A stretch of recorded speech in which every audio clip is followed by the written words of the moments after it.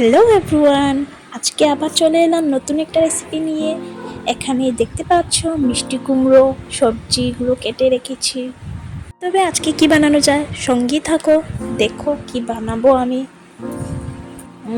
Delicious tasty, শুধু সাথে থাকো। তবে এখানে আমি নিয়ে নিলাম টমেটো কুচি, কাঁচা লঙ্কা, জিরে, পেঁয়াজ কুচি। তো ওইগুলোকে আমি মিক্সার গ্রাইন্ড করে নেব। ওই অন্যদিকে তেল দিয়ে দিলাম কড়াইয়ে। তো তেলটা একটু গরম হওয়ার পর দিয়ে দিলাম 5 ফোড়ন। তারপর দেখতেই থাকো, এই যে ছেড়ে দিলাম মিষ্টি কুমড়োগুলো। এখন এগুলো ভাজবো।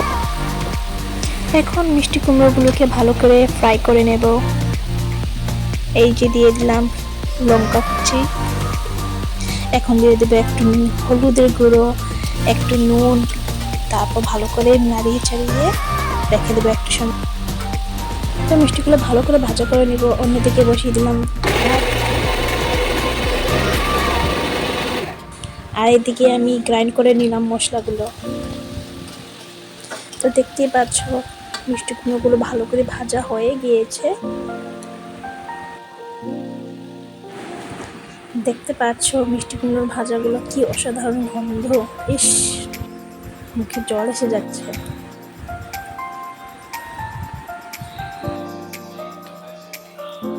তারপর আমি কড়াইয়ে তেল দিয়ে দেবো। পুরো চিংড়ি মাছগুলো ভালো করে ভেজে নেব। নাড়াচাড়া করে ভেজে নিলাম, দেখতে পাচ্ছ। আবার একটু তেল দিয়ে দেব।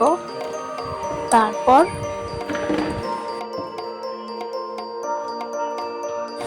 তেলটা একটু গরম হয়ে যাওয়ার পর সবজিগুলো ঢেলে দেব।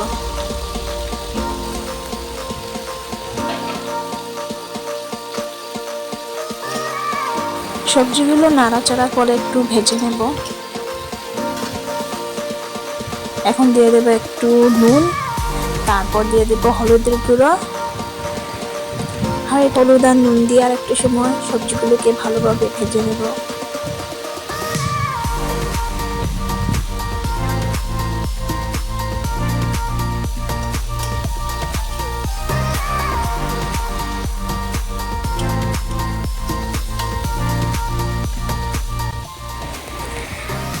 তো ফ্রেন্ডস, দেখতেই পাচ্ছ সবজিগুলো ভালোভাবে ভাজা হয়ে গিয়েছে।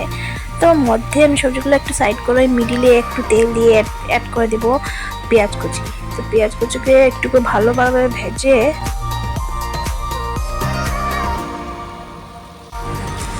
তারপর পেঁয়াজ কুচিগুলোকে একটু সময় ভেজে নেব। ভেজে নেওয়ার পর এটার মধ্যে দিয়ে দেব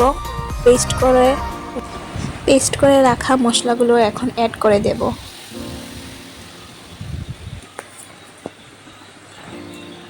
তো এখন ভালোভাবে আরেকটু সময় নাড়াচাড়া করে একটু ভেজে নেব। এটার মধ্যে দিয়ে দেব হলুদের গুঁড়ো আর একটু নুন দিয়ে এটাকে ভালোভাবে আরেকটু সময় ভেজে নেব। দেখতে থাকো।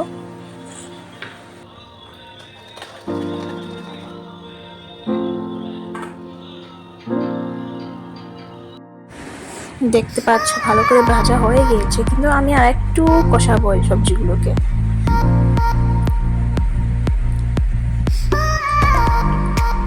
তো বন্ধুরা দেখতে পাচ্ছ ভালো করে কষানো হয়ে গিয়েছে। তো আমি এটার মধ্যে অ্যাড করে দিলাম ধনিয়া পাতা কুচি। এখন এটাকে ভালো করে আরেকটু সময় ভেজে নেব, এই যে যাতে ফ্লেভারটা আসে, ভালোভাবে আসে। স্মেলটা অসাধারণ, কি বলবো। এখন আমি একটু একটু করে জলটা অ্যাড করে দেব।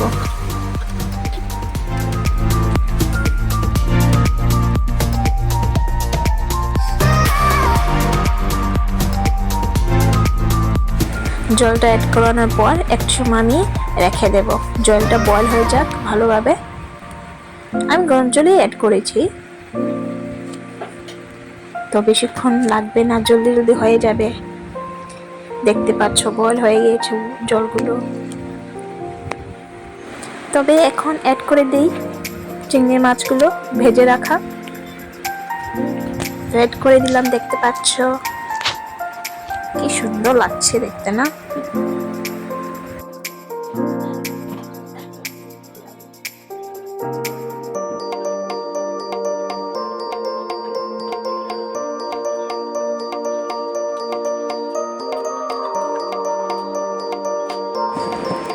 একটু সময় রেখে দেব, ঝোলগুলো একটু শুকিয়ে যাক, তখন আমার চিংড়ি মাছের ঝোলটা রেডি হয়ে যাবে আর টেস্টটাও দারুণ হবে। তাই একটু ঝোলটা শুকানো দরকার, ঠিক আছে? তো এখন পুরো মতো রেডি হয়ে গিয়েছে আমার চিংড়ি মাছের ঝোল। তো দেখতে পাচ্ছ, নামিয়ে নিলাম। কেমন লাগছে দেখতে? খেতে তো অনেক টেস্টি হয়েছে, দেখতে কেমন লাগছে বলবে। তবে বন্ধুরা, ভিডিও এখানেই শেষ করলাম। তো চিংড়ি মাছের ঝোলটা তবে আমার রেসিপিগুলো আপনাদের কেমন লাগছে, আমার ভিডিওগুলো আপনাদের যদি ভালো লেগে থাকে তবে বন্ধুরা আমাকে সাপোর্ট করো, আর আমার ভিডিওগুলোকে লাইক, সাবস্ক্রাইব, কমেন্ট আর শেয়ার করে দেবেন প্লিজ। আজকের ভিডিও এখন পর্যন্তই। বাই বাই, আর দেখা হবে নতুন আরেকটা ভিডিওতে। চলো বাই, থ্যাংক ইউ।